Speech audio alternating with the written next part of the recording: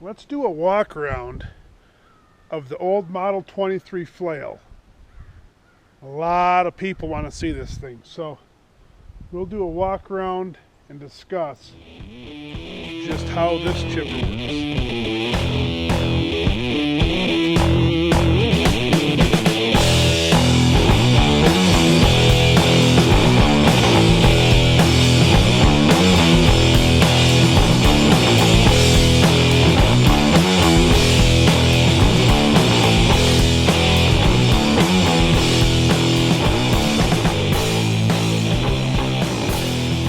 Okay, this has got an 800 horsepower V12 cat motor, and then it's got a V6 cat back there too. So it's got two kitty cats on this chipper.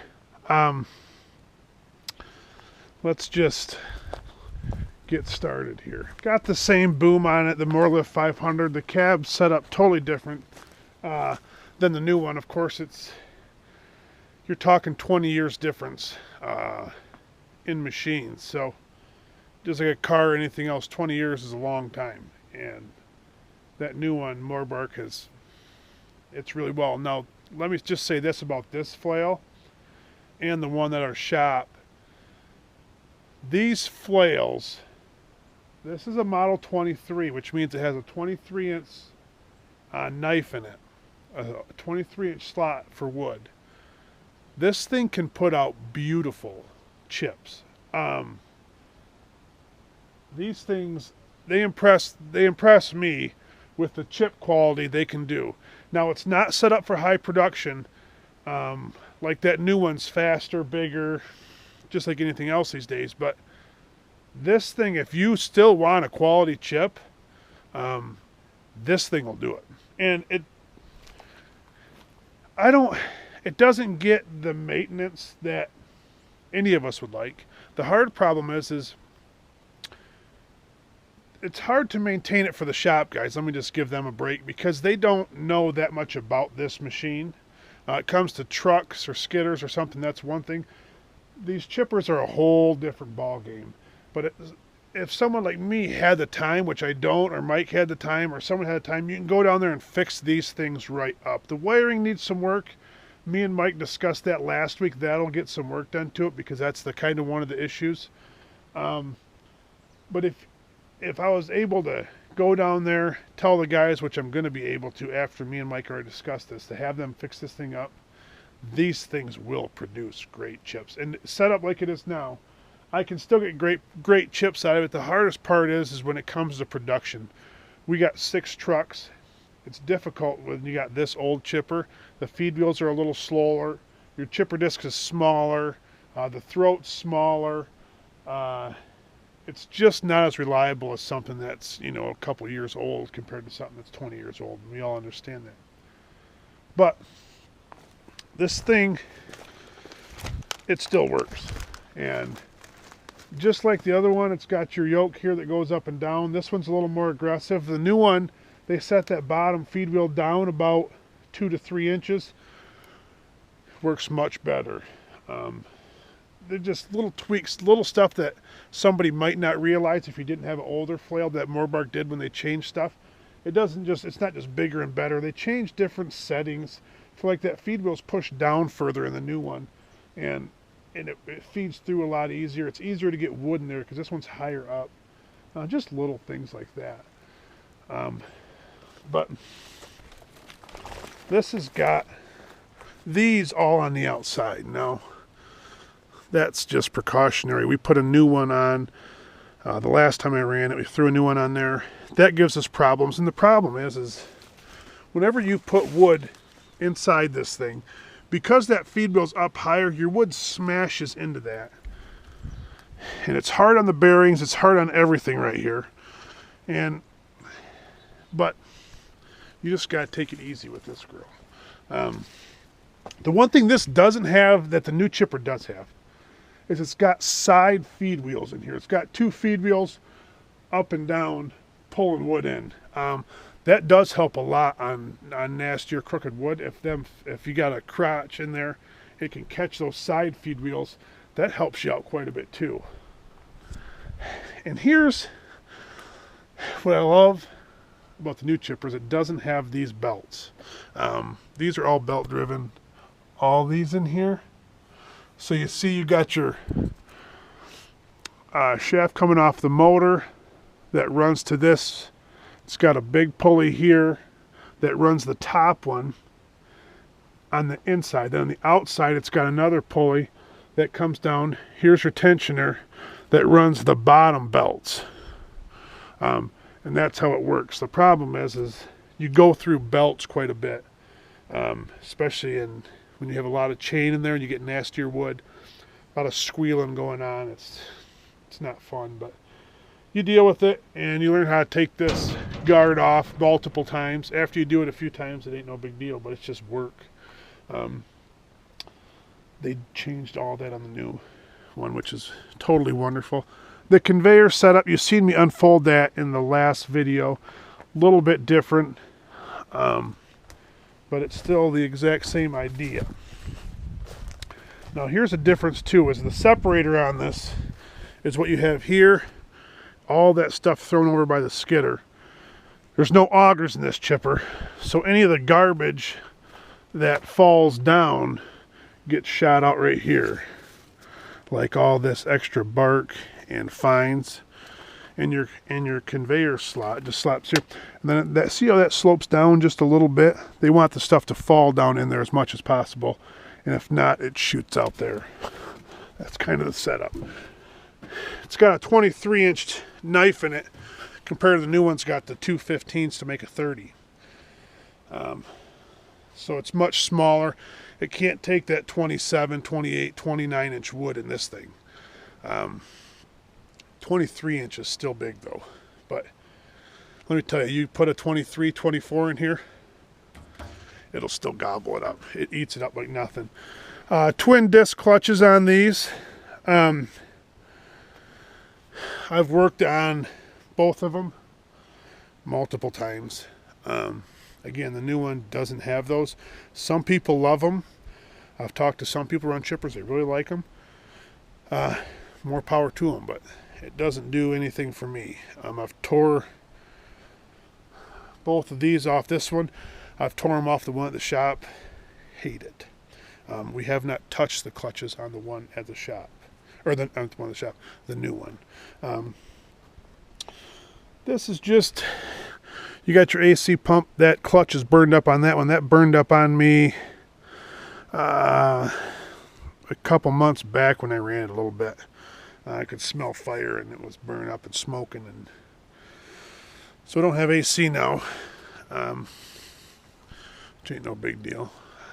Another nice thing about this exhaust right here is if you get some rain, you have to lean right into here to turn your starter on. And all the water gets in there. And then it spits up on you. Gets you all black right in the morning, which ain't no big deal. Here's your belts. Now see how you can get in there? You can get right in there on this one, and that new one's totally different. You can't even see the belts in that thing. They don't want you in there at all. It's a great design. Here's your hydraulic tank right here. And then this is your V12 here. And same thing, another twin disc clutch in it. Shove this baby in. Engage it. And just another big cat motor that just keeps on ticking, man. These things, I have stories about these cat motors. I will swear by a V12 any day of the week. And again, I've seen stuff that these V12s have gone through they have never should have gone through. And I'm a cat guy through and through as far as those V12s. You'll never convince me otherwise. What I've seen with my own eyes, those things are legit. All you cat people are all, yeah, I'll get it. Anyways, but I'll swear by cat motors any day of the week. This does have interesting setup here. This right here is another hydraulic pump that runs off from your main shaft coming out your V12. That's for the loader there. That runs all your loader. So if you don't kick the clutch in this thing, you can't run your loader. Kind of a problem. If your clutch goes out of this thing, then you can't move your boom.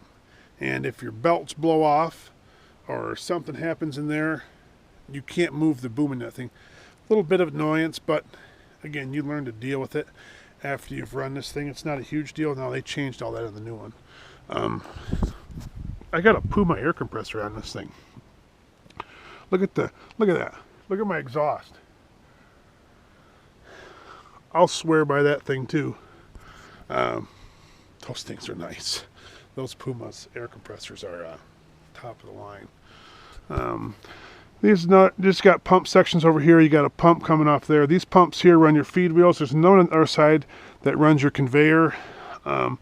After you've run this thing for a while, you figure out where all your pumps are and what they run, because a lot of times you'll have an airlock or something and you have to crack a line, but you figure all that out just by running it. There's your fuel tank. It's on the other side compared to the new chipper. They put them over there. Much better design. Smaller. This burns a little less fuel than the new one. It's just smaller, less stuff going on. That new one you have, I mean, you got a whole nother flail drum running. There's so much more going on in that thing compared to this one. Here's your guard here. This is the back of the conveyor. Sometimes you get plug-ups in there, and you'll have to tear that off. And you can get in the back side and see if you got sticks jammed up in there or anything like that. These are your feed wheels here. There's two of them here, pulling wood into the chipper. And then I didn't show that yoke one. There's another one right there that goes up and down, and that's right above this one right here. And that pushes down, and that feed wheels like this, and the yoke's set like this. And you see these holes right here? Those are these flail rods right here with curtain chains hanging on them to try to knock that stuff, the tree, when it comes to here, because your chains are knocking the bark and limbs off your wood. Those curtain chains are trying to stop. They're just laying over top of the wood, dragging along, trying to knock everything down. But those chains are on that actual yoke, which actually gives you weight to hold down on the wood, which is another smart design.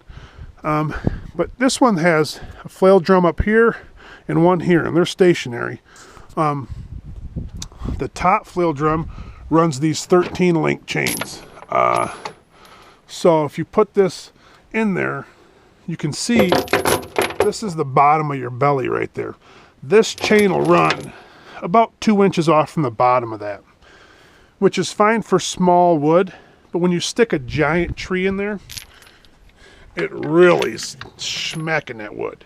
I mean, it's nailing it, because you have like a big huge tree and a big long chain hitting it. That's where you get your belt troubles. But it just comes with the game of this thing. Like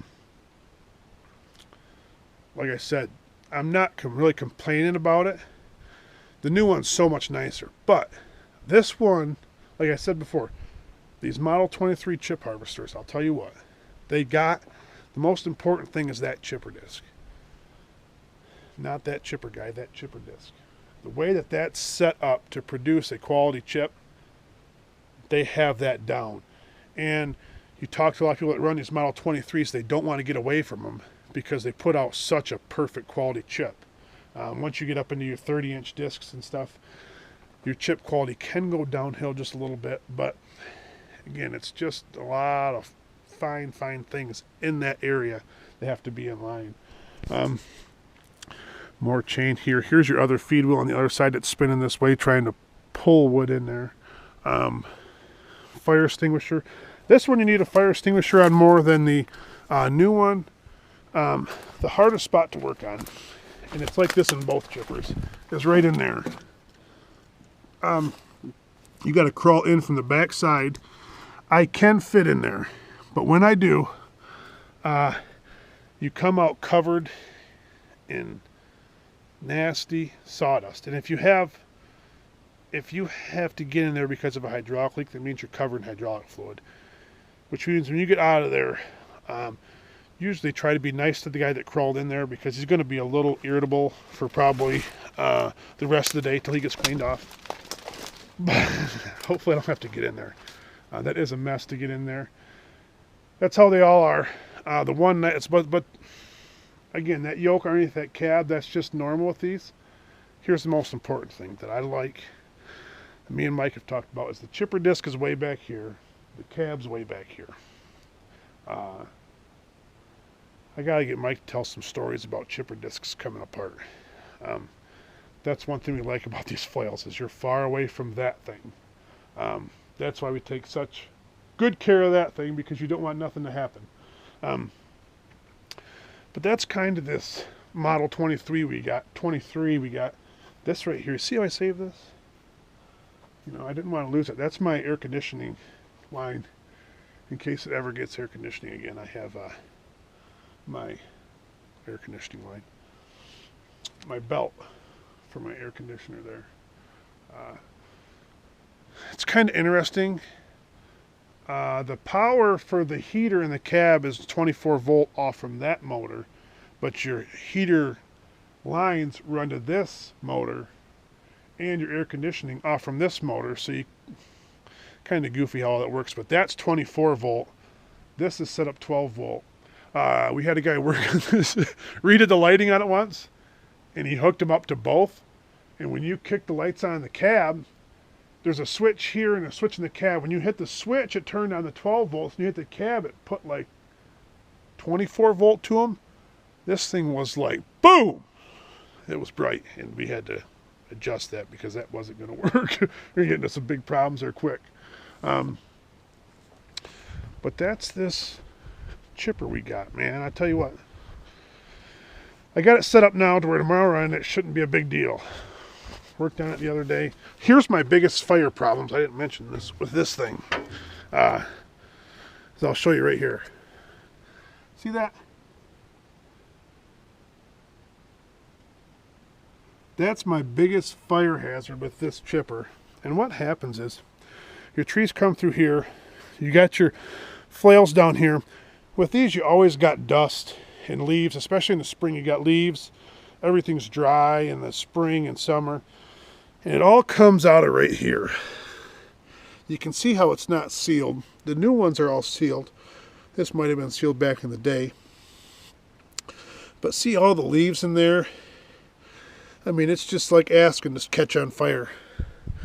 So, you get all that stuff, and especially when you get into something like basswood, the fibers in that bark just shred, and it turns into super fine stuff. And it blows up, and you have your fan here, and your fan there, and the chips blowing out of here, and everything's got air blowing all over. But that thing will pull air in, and so you get stuff flying out of here, and it's just like this thing's just a giant dust bowl of sawdust and just tinder fire stuff. I mean, just asking to catch on fire. But it always catches on fire in there. Always, whenever you saw something smoking, you can always pretty much almost guarantee it's going to be up in there or on this turbo, because chunks of bark, like you see it right here, or right here too.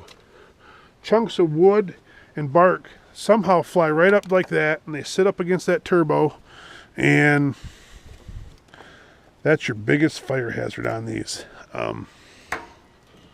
It's usually your motors, and Mike's always screaming at me to make sure the motors are cleaned off.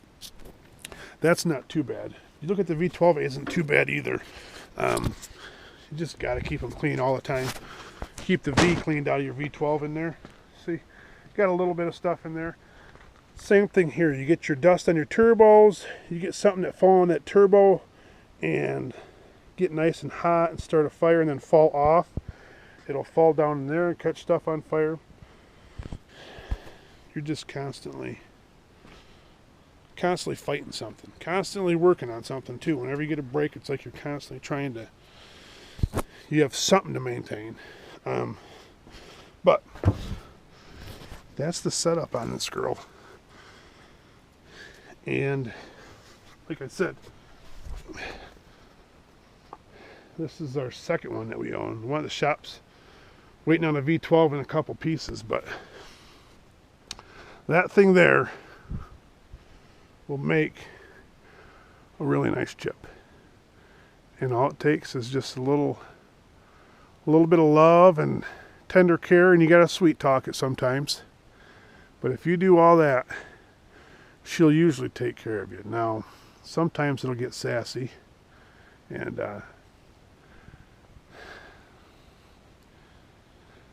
this is where you see guys throw stuff and get mad and lose it and want to fight people, and I've seen it time and time again coming out of that thing. People mad and screaming and yelling, and I try not to get like that, and I don't. I was throwing stuff in the cab on Friday. I was mad. I didn't get mad at anybody, but I was just mad at it needed some work. But it works mighty fine. It'll make a really, really, really good chip. That's the most important thing. It's just a little bit slower than that new one. It doesn't take quite the giant logs, which you're supposed to be cutting logs out of them, I know. But you get some rotten giant stuff. This won't eat it, whereas the new one will shimmy and shake and gobble it right up. So that's the walk around of the Model 23 Flail chip harvester. That baby will work. So hope you enjoyed the walk around, guys, and hopefully I answered a few questions. So thanks so much for watching.